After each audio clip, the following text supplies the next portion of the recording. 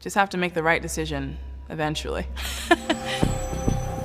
I'm a huge fan of horror films from a very young age. I really don't even remember a time before I was watching horror films. It's so much a part of my love of cinema. What you think is going to be scary isn't necessarily gonna be scary. Like, I think I've definitely been surprised by the things that terrify an audience that I wasn't at all expecting. And also, it's all trial and error, you know, when it comes to trying to figure out what scares people. It's nowhere near as straightforward as you would think.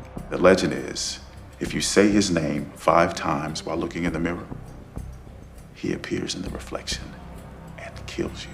A big thing that we did with this film was expand the lore of Candyman, expand the mythology. And that was really just to make it more specific and to reframe who we were talking about, which was Candyman as a person, as a concept, as a symbol, as a martyr and a monster.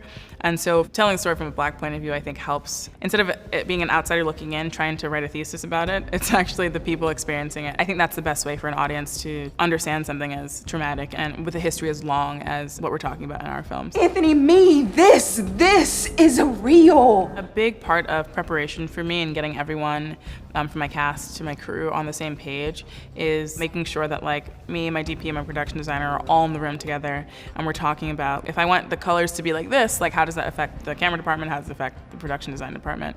Having that kind of collaboration is really important. And further to that, you know, like, bringing your cast in to talk about character. You know, I don't talk about character just with cast. I also have to involve my production designer so she understands what their home would look like, so that her set decorator and her art director can instill everything with character. I need you to step over here, please. Sorry, Ma'am, I need you to come step right over here, please. Okay. Thank you. Is there a problem? Well, we're about to find out. Yeah, Littlewoods was great because, you know, I wrote the script and a lot of that dramatic tension is in the script.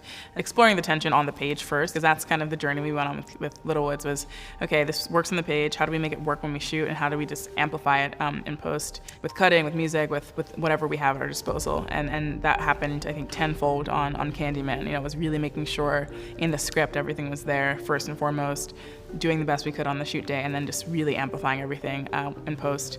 Tension and having, like, thriller elements, amplify drama is something that I also wanted to bring from Littlewoods to Candyman. This neighborhood is haunted. Jordan said something really funny. We made this big decision that was really great, and it just really just brought everything together.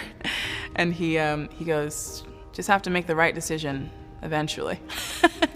And I was like, that's very true. Like, sometimes you have to wait until it's the perfect thing or the right thing, and sometimes it's not gonna be immediate, but as soon as it's there, even if it's hard, you have to go for it. And so that was really impactful to me.